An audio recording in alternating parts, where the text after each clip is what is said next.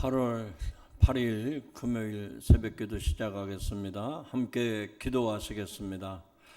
사랑과 은혜가 충만하신 하나님, 은혜를 감사합니다. 오늘도 우리를 새벽자단으로 인도하시고 하나님 말씀 묵상하며 하루를 시작하게 하시니 감사합니다.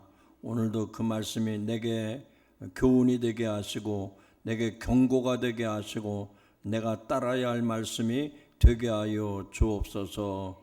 우리에게 지혜의 영을 허락하시고 또 분별의 영을 허락하시고 또 믿음으로 오직 신뢰하며 나가게 하여 주옵소서. 우리 주 예수님의 이름으로 기도하옵나이다. 아멘. 다 같이 찬송가 544장 울어도 못하네. 544장 함께 찬송하겠습니다.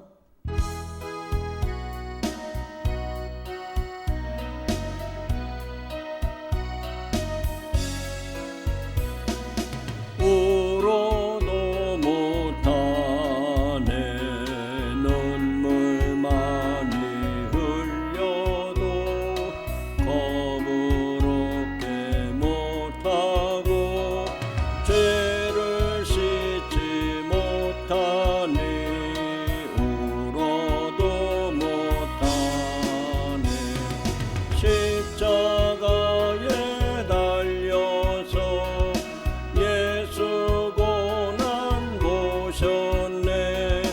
나를 구원하시리 예수밖에 없네. 힘써도 못하네. 말과 뜻과 행실이 깨끗하고 작게도 다시 나지 못하니 힘써도 못하네. 십자가에 달려서 예수 고난 당했네. 나를 구원하시리 예수밖에 없네. 참아도 못하네.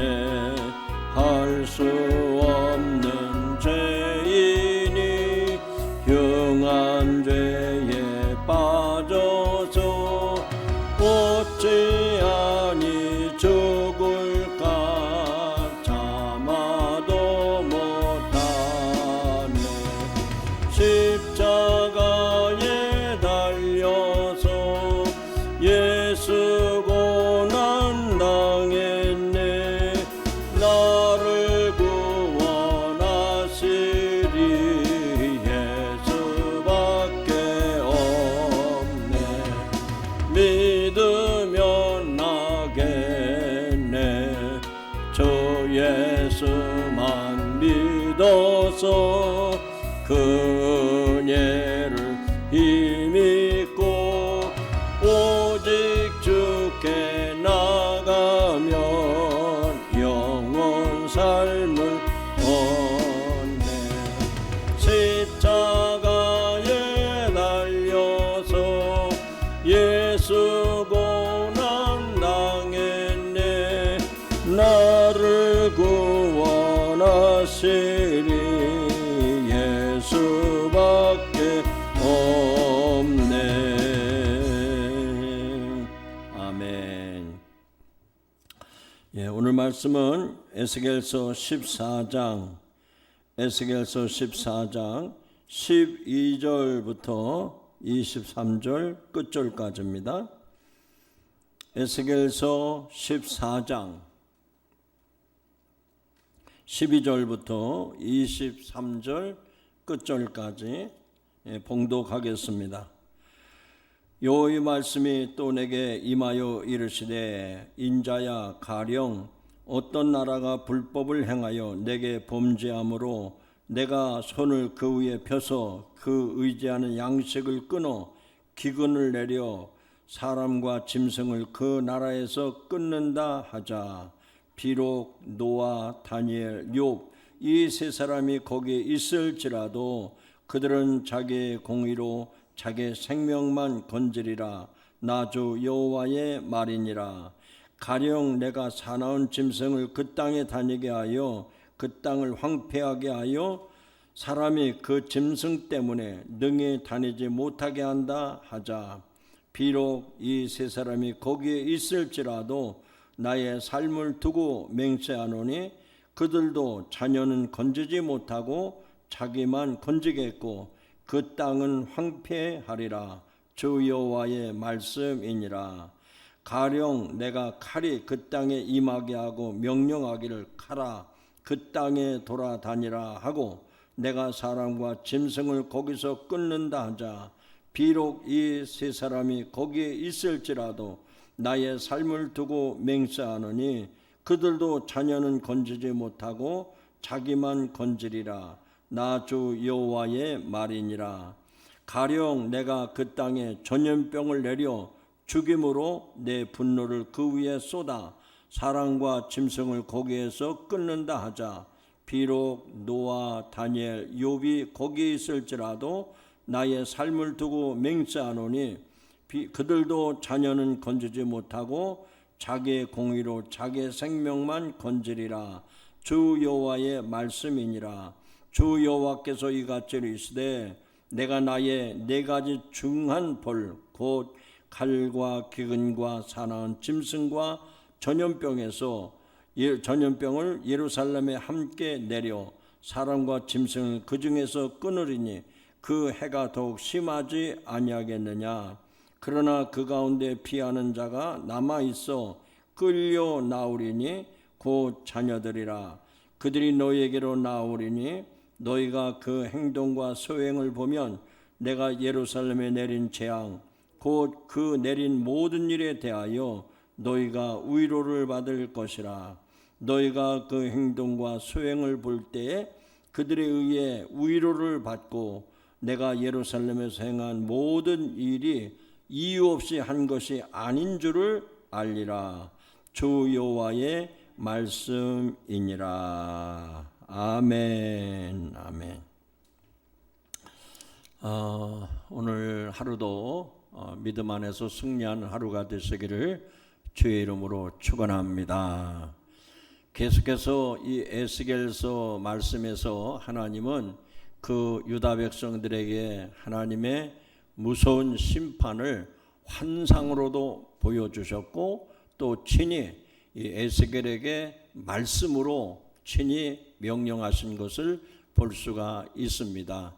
자, 오늘도 이제 하나님은 말씀을 에스겔에게 주셔서 그 말씀으로 하여금 이스라엘 백성도 유다 백성들이 죄에서 돌이키게 하시려는 하나님의 의지를 볼 수가 있습니다. 그래서 오늘 이 말씀을 통해서 과연 하나님께서 유다 백성들이 죄에서 돌이키게 하려고 하는 내용이 어떤 것인가 우리가 깊이 깨닫고 우리도 이 말씀을 거울 삼아서 홀이라도 남김없이 하나님 앞에 죄를 회개하고 믿음으로 반듯하게 서는 저와 여러분이 되기를 주님의 이름으로 축원합니다.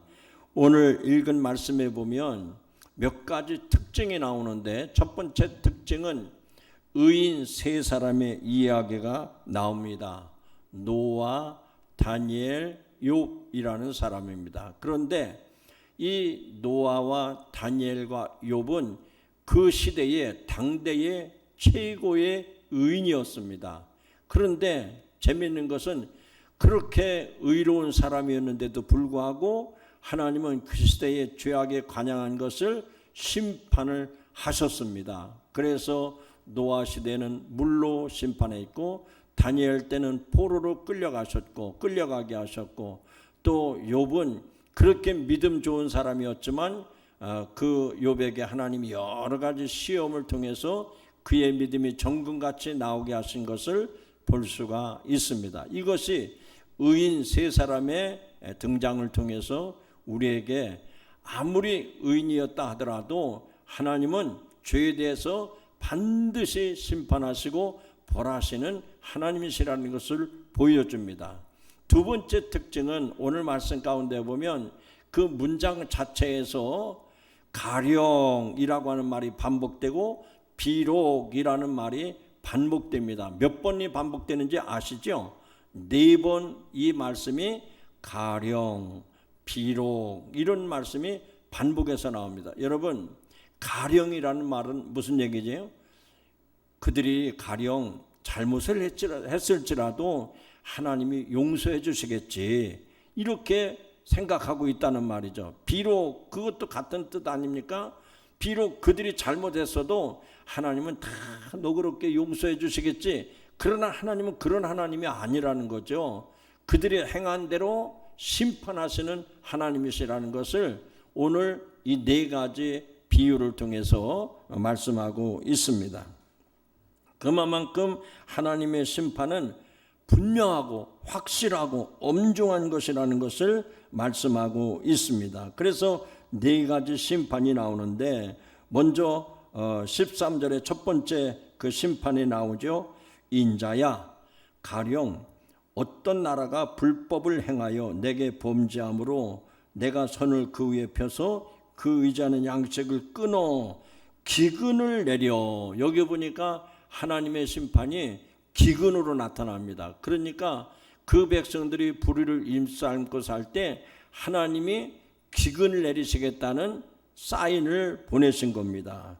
그래서 사람과 짐승을 그 나라에서 끊는다 하자. 비록 노아, 다니엘, 욥 이 3사람이 거기 있을지라도 그들은 자기의 공의로 자기의 생명만 건지리라.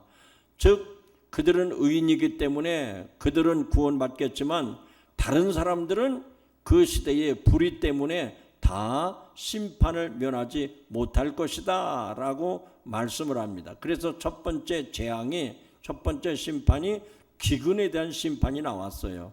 그래도 깨닫지 못하니까 두 번째 하나님이 에스겔에게 말씀하는데, 두 번째 심판은 무엇입니까? 15절에 보니까 내가 사나운 짐승을 그 땅에 다니게 하여 그 땅을 황폐하게 하리라. 내가 그 땅에 대해서 이렇게 심판을 내리게 하리라. 그러나 3사람이 거기 있을지라도 그들도 자녀는 건지지 못할 것이다. 이렇게 그들이 의인이라 하더라도 그 자녀들은 구원하지 못할 것이다. 이것을 아주 리얼하게 우리들에게 설명하고 있습니다. 3번째 심판은 무엇입니까? 칼의 심판입니다. 17절에 보니까 가령 내가 칼을 그 땅에 임하게 하여. 그래서 칼의 무서운 심판이 있을 것이다. 4번째는 여기 19절에 보니까 가령 내가 그 땅에 전염병을 내려 죽임으로 그랬습니다.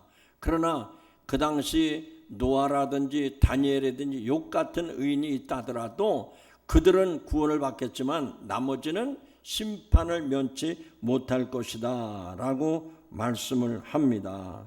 결론은 뭐예요? 죄로 인한 심판은 멈출 수가 없다 하는 겁니다. 그래서 오늘도 우리들이 신앙생활하면서 하나님 앞에 죄를 짓고도 괜찮겠지, 그렇게 하면 안 된다는 것이죠. 반드시 우리가 하나님 앞에 회개하고 용서를 받아야 될 줄로 믿습니다. 그래서 오늘 우리는 이 말씀을 통해서 하나님의 심판의 불가피성을 얘기합니다.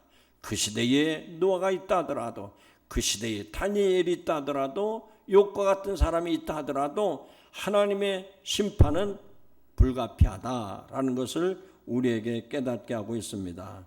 마지막으로 여기 21절 이하에 보면, 자, 하나님께서 이렇게 무섭게 심판을 하시는데도 그러나 그 무서운 심판 중에 남은 자가 있음을 보여주는 말씀이 나옵니다. 22절에 보면 그러나 그 가운데에, 그러니까 이런 재앙, 이런 무서운 심판이 있을 때에 그 가운데에 피하는 자가 남아있어 끌려 나오리니 곧 자녀들이라 라고 말씀을 합니다.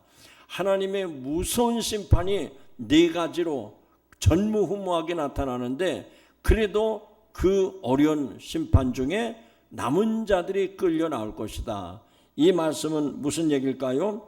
그 땅에 하나님의 소망이 있고 하나님의 위로를 회복을 시켜주시겠다 하는 말씀이 이 말씀 가운데 있습니다. 구약의 예언서에 보면 에스겔서도 마찬가지지만 이사야에서도 남은 자 사상이 계속 나옵니다. 자, 하나님은 이 세상을 죄로 인해서 불시험, 물시험 여러 가지 하나님의 징계가 있지만 그 징계 끝에 남은 자들을 남겨두셔서 그 백성들을 회복시키겠다 하는 말씀이 오늘 본문에 나옵니다. 사랑하는 성도 여러분, 우리가 하나님의 무서운 심판이 있음에도 불구하고 비록 가령 이런 언급을 하면 안 됩니다. 하나님은 비록 그렇다 하더라도 가령 하나님이 그렇게 하실까? 천만의 말씀이요. 그렇게 심판을 하십니다. 그러므로 우리는 이런 말씀들을 통해서 하나님이 네 가지 심판을 말씀했는데 하나님의 심판은 피할 수가 없구나. 그래서 우리는 항상 우리가 하나님 앞에서 우리의 죄를 씻어내고 하나님 앞에 거룩한 성도로 살아가시기를 주님의 이름으로 축원합니다. 기도하시겠습니다. 하나님 아버지, 유다 백성들에게 임한 하나님의 무서운 심판과 진노가 네 가지로 나타납니다. 그러나 하나님은 에스겔 말씀을 통해서 비록 가령 이렇게 사람들이 변명하고 핑계를 대고 이유를 대지만 그러나 하나님의 심판은 불가피하다는 것을 오늘 말씀을 통해서 깨닫게 하시니 감사합니다. 노아가 살고 있고 다니엘이 살고 욥이 사는 시대라 하더라도 하나님의 심판은 무섭게 임할 수밖에 없다는 것을 깨닫게 하시니 감사합니다. 주여, 우리들에게 영적인 분별력을 허락하여 주시어서 하나님의 무서운 심판을 아버지 하나님 경홀히 여기지 않게 하시고 늘 하나님을 의식하며 살아가는 저희들이 되게 하여 주옵소서. 오늘도 하루하루를 살아갑니다. 성령님, 우리의 발걸음, 우리의 손길이 닿는 곳마다 복음이 증거되게 하여 주시옵시고 우리의 마음속에 뜨거운 아버지 성령님의 감동이 있게 하여 주옵소서. 그래서 날마다 분별하며 살아가는 성도들 되게 하여 주옵소서. 우리 주 예수님의 이름으로 감사하며 기도하옵나이다. 아멘. 하늘에 계신 우리 아버지여, 이름이 거룩히 여김을 받으시오며 나라 임하옵시며 뜻이 하늘에서 이룬 것 같이 땅에서도 이루어지리이다. 오늘날 우리에게 일용할 양식을 주옵시고 우리가 우리에게 죄 지은 자를 사하여 준 것 같이 우리 죄를 사하여 주옵시고 우리를 시험에 들게 하지 마옵시고 다만 악에서 구하옵소서. 나라와 권세와 영광이 아버지께 영원히 싸움나이다. 아멘. 아멘.